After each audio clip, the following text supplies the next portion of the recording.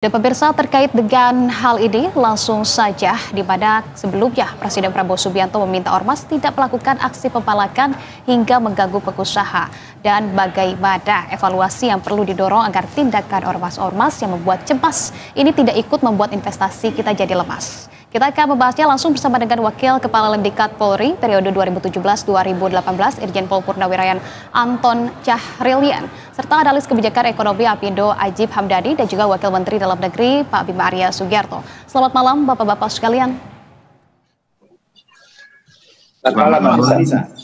Baik, terima kasih sudah berkenan bergabung bersama kami di Berita Satu Utama. Saya langsung saja yang pertama ingin ke Mas Bima Arya. Mas Bima, belakangan ini kita melihat gelombang penolakan terhadap ormas ini dianggap mengganggu begitu ya oleh masyarakat, terutama mengganggu jalannya investasi di Indonesia juga. Terutama tadi sebelumnya sudah kita lihat juga tayangannya ada di Bali, ada di Kalteng. Apa yang kemudian menurut Anda ini segera sangat urgent begitu ya untuk kita lakukan agar tidak semakin meresahkan dari ormas ini, Mas Bima? Memang data dan fakta menunjukkan bahwa banyak ormas sudah lewat batas. Bukan saja membuat tidak nyaman, tetapi membuat situasi itu tidak pasti terkait dengan investasi dan kenyamanan berusaha. Jadi jangka pendek, jangka panjang, ormas ini harus ditertibkan.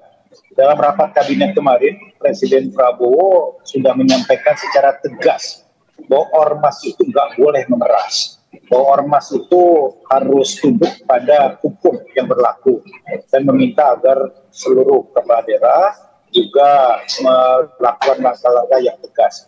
Kemendagri minggu lalu sudah melakukan koordinasi bersama-sama dengan pihak kepolisian dan kepala daerah.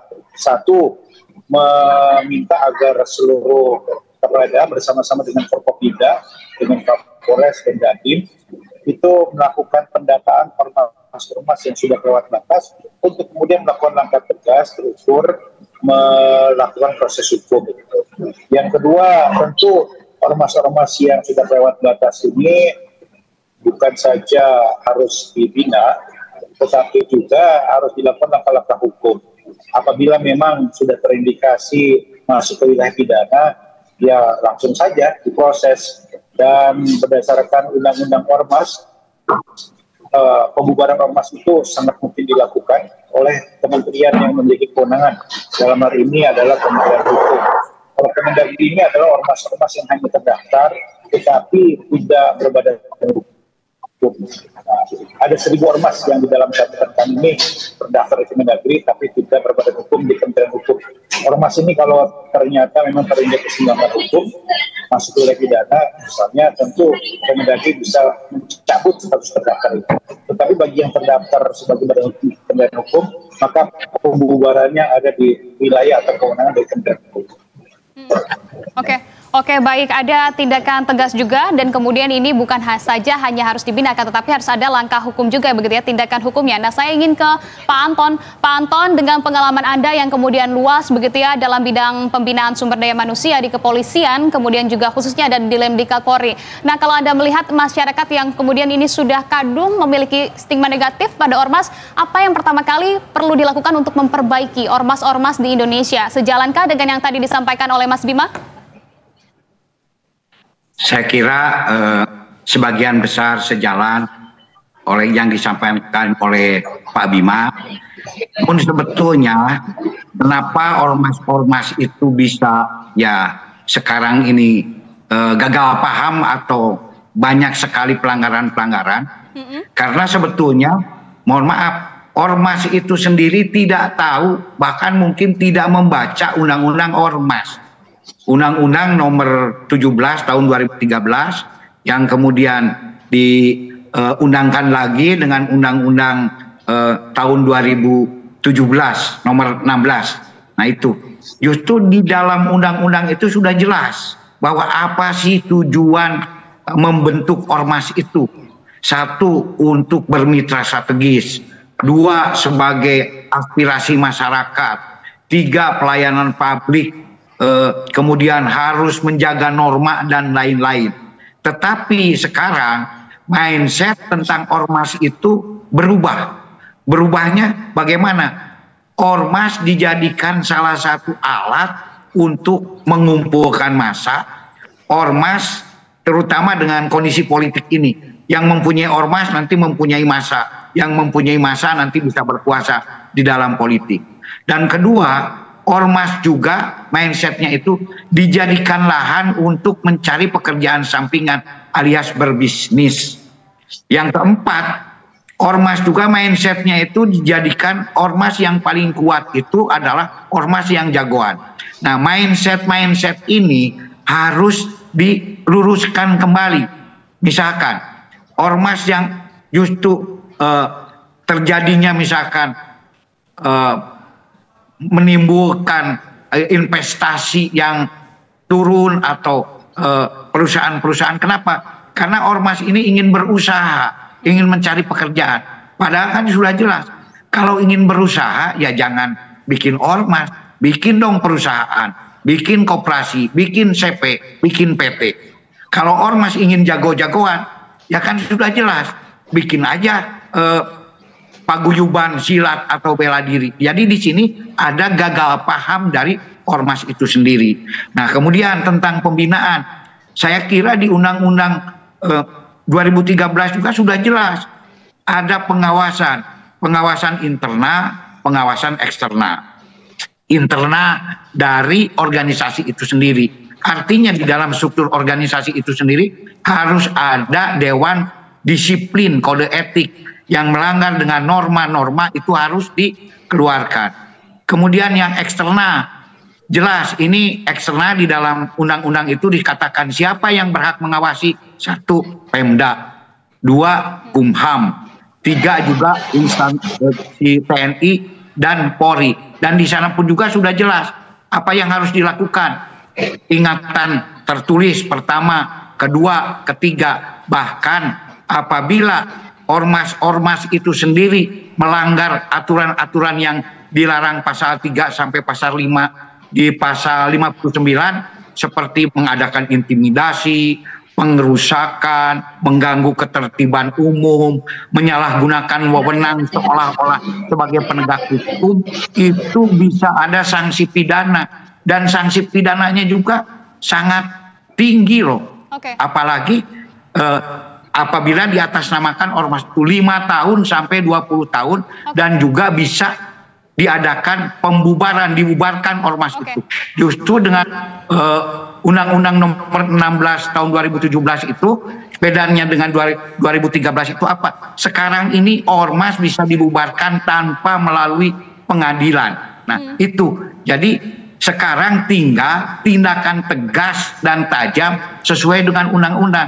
Nah, sekarang semua infrastruktur pemerintah itu belum bisa menjalankan undang-undang yang ada. Justru dengan undang-undang yang ada itu sebetulnya bisa tajam dan bisa tegas. Baik. Artinya sejalan begitu ya, selaras dengan dinyatakan oleh Mas Wamen tadi, ini bukan hanya harus dibina saja tetapi harus ada tindakan langkah hukum juga. Kita akan mendengarkan seperti apa kemudian pengamatan yang sudah terjadi begitu, keresahan dari pelaku usaha, salah satunya tindakan ormas yang kemudian mengganggu investasi besar adalah kasus gangguan ormas terhadap pembangunan pabrik BYD yang ada di Subang, Jawa Barat, Bapak-bapak. Sebenarnya saya ingin ke Mas Haji Hamdani terlebih dahulu. Mas Haji Hamdani, ini kalau melihat ini sebenarnya sudah seberapa lama hal ini terjadi? Semasif apa kemudian gangguan ormas mempengaruhi iklim usaha investasi di Indonesia? Ya, menarik kalau tadi saya mencermati komitmen dari Mas Wamen, dari Mas Bima, bahwa pemerintah sebenarnya juga komitmen untuk melakukan pembinaan terhadap para ormas. Dan tadi juga saya sepakat dengan Pak Anton, Pak Jenderal, bahwa memang justru anggota ormas ini harus melakukan reorientasi, harus punya orientasi ulang atas filosofi berorganisasi kemasyarakatannya. Kan kira-kira begitu. Begini Mbak Anissa, dalam konteks investasi, dalam konteks bisnis, sebenarnya ada 2 pertimbangan utama ketika kita melakukan investasi. Satu, berbicara masalah kepastian, dalam konteks ini kepastian hukum, kepastian politik maupun stabilitas sosial. Nah, ini yang menjadi pertimbangan utama. Sebelum kemudian kita akan menghitung dalam konteks pertimbangan yang kedua, yaitu bagaimana tingkat return-nya, tingkat imbal hasilnya. Nah, Indonesia itu sebenarnya dalam konteks ekonomi ini sangat luar biasa. Kita punya local domestic demand yang luar biasa dengan 280 juta orang. nomor 4 besar dunia setelah India, China, dan Amerika. Artinya dalam konteks ekonomi tidak usah dikhawatirkan, di Indonesia ini potensi ekonominya luar biasa. Tapi problem tentang keamanan, problem tentang kepastian hukum, problem tentang stabilitas sosial ini yang menjadi PR bersama antara pemerintah maupun juga masyarakat. Nah, dan begini, kalau kita lihat sebenarnya Mbak Anissa, dunia usaha ini kan memberikan kontribusi langsung baik pada masyarakat maupun kepada pemerintah. Kontribusi kita ke masyarakat apa? Udah pasti kita membentuk yang namanya job creation. Kita akan menyerap tenaga kerja. Karena salah satu masalah mendasar di Indonesia adalah berbicara masalah pengangguran sebenarnya Mbak Anissa.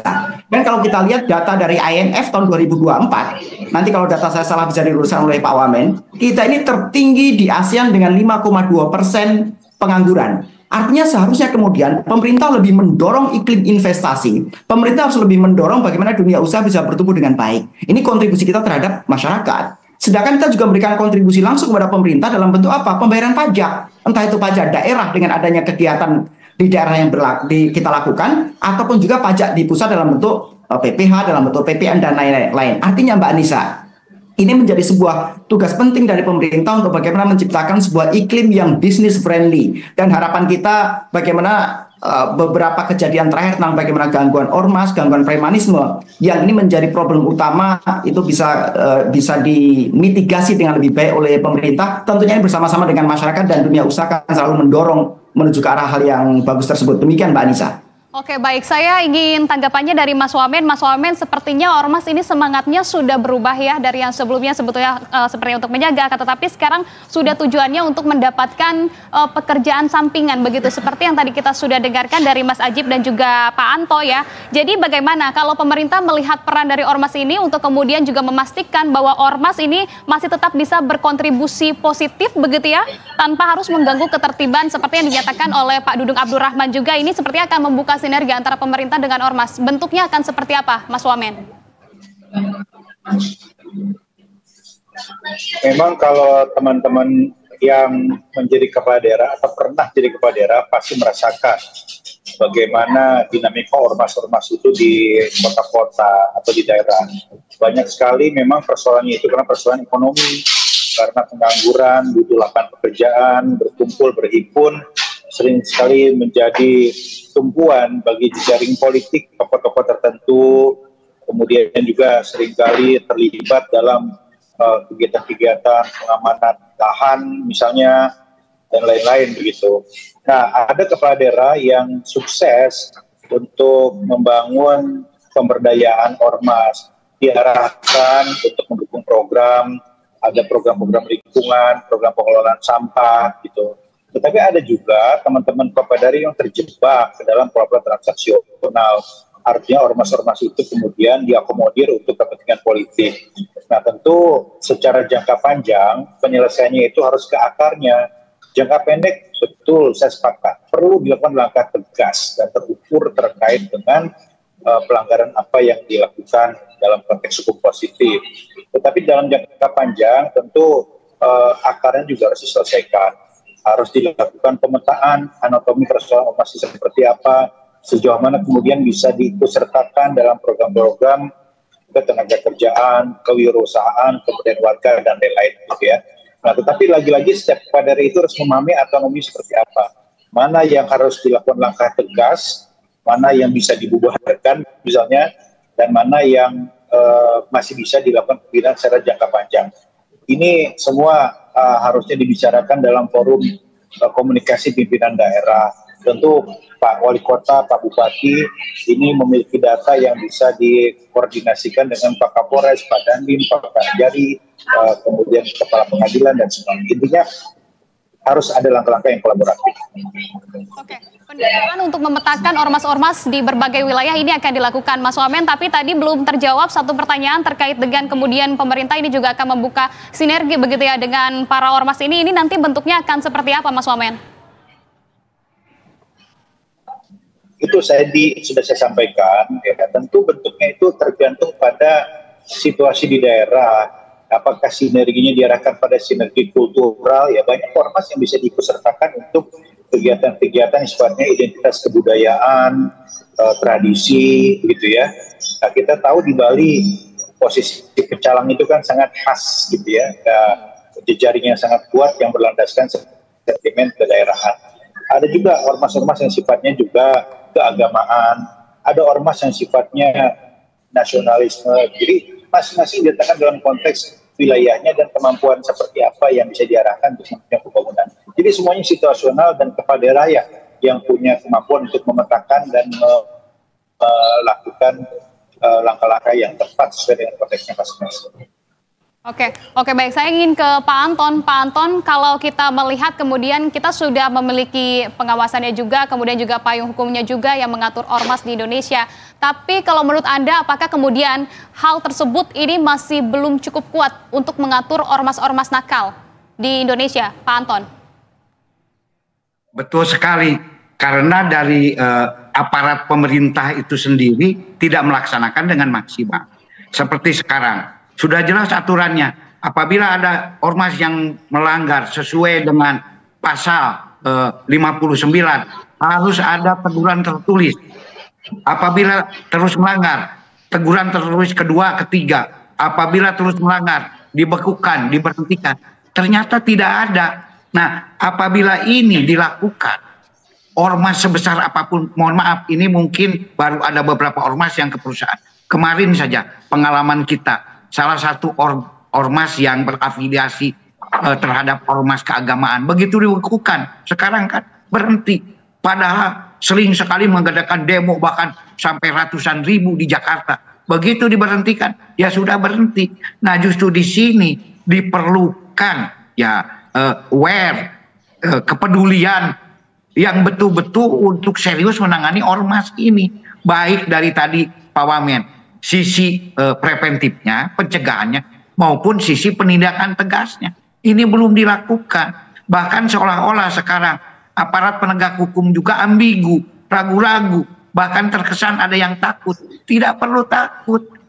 Sudah, yang memang melanggar, meresahkan, libas saja. Dan saya kira tidak perlu, ya istilahnya, gara-gara nilai setitik rusak susu sebelanga. Gara-gara ada beberapa ormas yang melanggar aturan harus dirubah. Aturan menurut saya sudah sangat bagus. Tinggal dilaksanakan dengan tajam itu.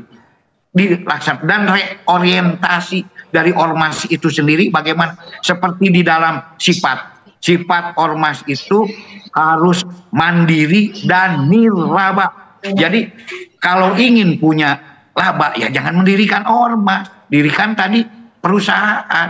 Dan harus mandiri. Bahkan kalau untuk ketika menerima keuangan sumbangan itu harus ada pertanggungjawabannya.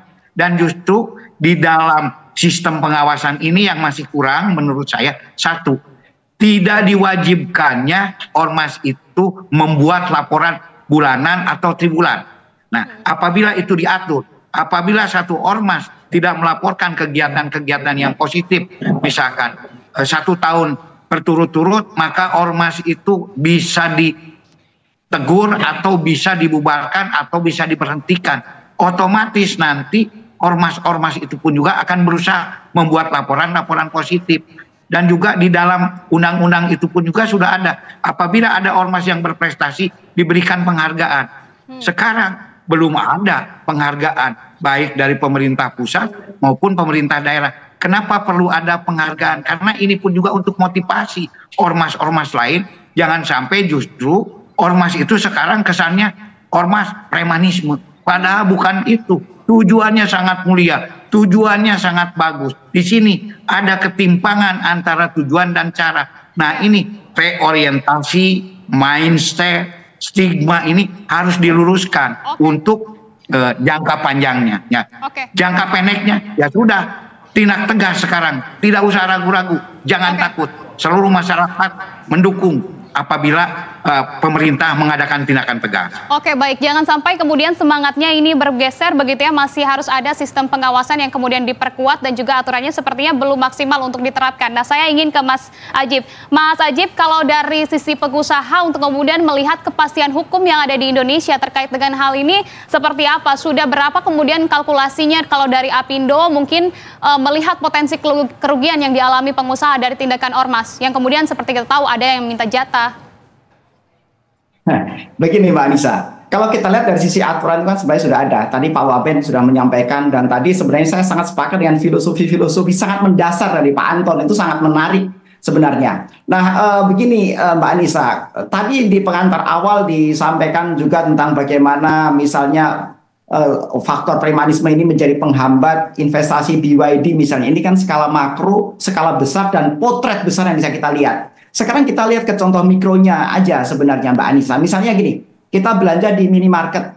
Ada 2 minimarket bersebelahan. Satu minimarket itu ditungguin oleh katakan ormas yang dia mengutin parkir. Setiap parkir motor 2.000, parkir mobil 3.000 misalnya. Sebelahnya minimarket yang benar-benar bebas parkir. Orang akan pilih mana? Orang akan pilih yang bebas parkir. Nah, ini adalah sebuah potret kecil tentang bagaimana ketika berbicara masalah premanisme di lapangan, terus ormas-ormas yang kecenderungannya itu hanya mencari uang secara instan, dan yang notabene ini menyalahi filosofi ormas seperti tadi Pak Anton sampaikan, ini secara langsung akan mengganggu bisnis baik skala mikro maupun skala makro. Nah, ini yang menjadi perhatian kita sebenarnya Mbak Anissa. Jadi sekali lagi, kalau dunia usaha akan selalu mendorong, karena begini, dalam kerangka makronya Pak Prabowo juga sudah mempunyai orientasi-orientasi yang terukur tentang peningkatan kualitas SDM yang melibatkan peran serta masyarakat dan pemuda misalnya. Itu adalah satu dari 8 program Astacita. Jadi saya pikir kalau tadi Pak Wamen menyampaikan bagaimana aturan-aturan yang sudah ada, itu tinggal bagaimana kemudian dioptimalkan di lapangan, sehingga kemudian premanisme, kemudian ormas-ormas itu bisa lebih ditata dengan baik. Karena filosofi ormas itu bagus sebenarnya kalau memang fokus dengan orientasi kegiatan sosial dan peningkatan pemberdayaan masyarakat. Ketika filosofinya betul, memang ini menjadi bagus. Tapi kan menjadi problem ketika kemudian di ormas, organisasi masyarakat, mereka malah cari uang di situ. Ini yang menjadi problem, dan cari uangnya adalah dengan menjadi semacam lintahnya buat usaha yang berjalan di masyarakat. Teman-teman pengusaha, begini Mbak Anissa, pengusaha itu bukan berarti orang yang investasinya miliaran atau triliun. Pengusaha-pengusaha misalnya warung-warung kecil, mereka juga pengusaha sebenarnya dengan sektor UMKM-nya. Kemudian kita bisa bayangkan ketika kemudian ormas-ormas melakukan pungutan-pungutan atau minimal parkirnya membuat nggak nyaman pengunjung, maka ini akan memberikan dampak terhadap pelambatan ekonomi yang ada. Orang jadi enggan untuk berbelanja ke tempat situ misalnya. Nah, ini secara langsung kita bisa melihat kondisi ini yang mempersulit kondisi dunia usaha di lapangan, Mbak Anissa. Jadi sekali lagi, baik skala mikro maupun skala makronya, sebenarnya ormas ini mempunyai problem di semua tingkatannya. Nah, sekali lagi tinggal bagaimana kemudian secara aturan itu memang diterapkan, dan ini memang menjadi PR besar dari pemerintah, dan ini tidak bisa dikerjakan secara tunggal oleh pemerintah, tapi saya pikir memang harus ada kesadaran kultural dari masyarakat, dan ini harus didorong secara simultan. Demikian Mbak Anissa. Oke, baik. Terakhir saya ingin ke Mas Wamen. Mas Wamen mendengar penjelasan dan juga jawaban tadi dari pelaku usaha, dari Mas Ajib, kemudian juga dari Pak Anton begitu ya. Nah, ini kalau kita lihat kepastian hukumnya sudah ada, sudah diatur juga seperti yang Anda sampaikan dalam undang-undang. Kenapa kemudian ini masih terus terjadi begitu ya? Apakah memang terdapat pembiaran seperti abai begitu? Apakah kemudian ini masih harus ada yang perlu diperbaiki dan juga diperbarui dari sistem pengawasannya, kemudian juga peraturannya? Menurut Anda seperti apa, Mas Wamen? Silakan terakhir. Boleh sampaikan Pak Hasan Syariah tadi, aturannya sudah ada, datanya sudah jelas, faktanya juga sudah terang, tinggal sekarang aparat itu berkoordinasi untuk mengambil langkah-langkah yang nyata. Itu saja. Dan insya Allah kami di Kemendagri akan terus mendorong agar masyarakat ini yakin bahwa pemerintah itu hadir untuk melakukan langkah tegas terhadap ormas yang kelewat batas. Oke, baik, kalau begitu kita akan tetap mengawal terkait dengan ormas-ormas yang meresahkan terutama di iklim investasi begitu ya. Nanti akan seperti apa langkah-langkah yang dilakukan oleh pemerintah. Terima kasih kalau begitu Wakil Menteri Kementerian Dalam Negeri Pak Bima Arya, kemudian juga Irjen Pol Purnawirawan Anton Cahrilian, Wakil Kepala Lemdiklat Polri periode 2017-2018, dan juga Mas Ajif Hamdani, analis kebijakan ekonomi Apindo. Terima kasih, selamat malam, salam sehat selalu. Selamat malam Mbak Anissa. Selamat malam.